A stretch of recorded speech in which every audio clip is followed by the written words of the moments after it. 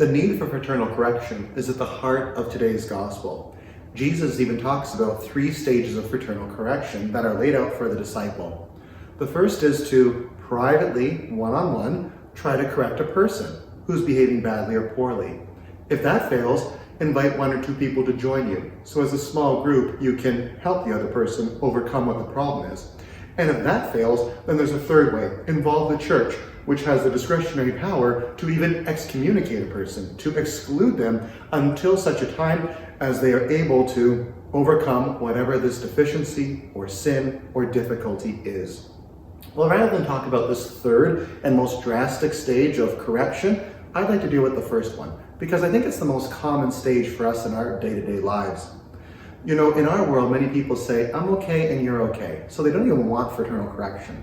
But if we love someone, we may give them fraternal correction. We may correct them because we want them to be better, or we see that they're doing something that hurts them or others. So fraternal correction can come out of a desire to love the other person. But also it aids us in our salvation when done correctly and when done appropriately. Because if we see someone else sinning and we tell them nothing, then we're actually cooperating with that reality. And Jesus self says, not only could that sinner be lost, but you might be too, if you just let them go down that road, and you might have been able to stop them. But fraternal correction isn't always easy, and for many of us it's difficult. I know it's not always easy for me. My personal default is I want to live in peace and harmony with others. Very few people are actually confrontational by nature. Some people are.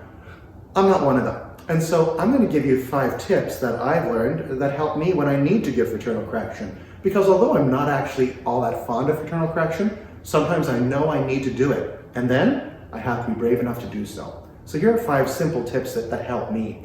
The first is make sure it's a serious enough matter that it's worth talking about. I mean, make sure you've actually thought, is this worth correcting a person over? I say that because if you're constantly correcting a person or haranguing them or always on their case, it might sound like the problem is with you. And it might sound like you've actually got the issue, that you're grumpy, you're irritable, you're crotchety. So the most important thing is don't overcorrect people all the time. If you do, they won't take your corrections as seriously as they probably should. The second thing is, when we correct a person, we don't humiliate them publicly. Speak to them privately, one-on-one. Always helpful. They're willing to take things more easily, and they won't be nearly as defensive, that's for sure. The other thing is that we should be calm. Always calm as we're speaking to the other person. Never let your emotions take over. Don't lose your temper. Don't say something you might regret. Certainly don't raise your voice. Be calm as you talk to the other person, because it's also difficult for them to hear these words as well, probably. So a person has to be calm as well as speaking to them privately. The other thing is make sure that you're not accusatory. You're blaming the person. You're putting them down. Deal with the issue alone. Don't judge and be nasty to the person itself. Otherwise, it's not going to be a very productive reality, and it could actually backfire on a person very easily. And the final thing is to do this prayerfully. Before fraternally correcting, ask the Holy Spirit to guide you and help you, to give you the words that you need.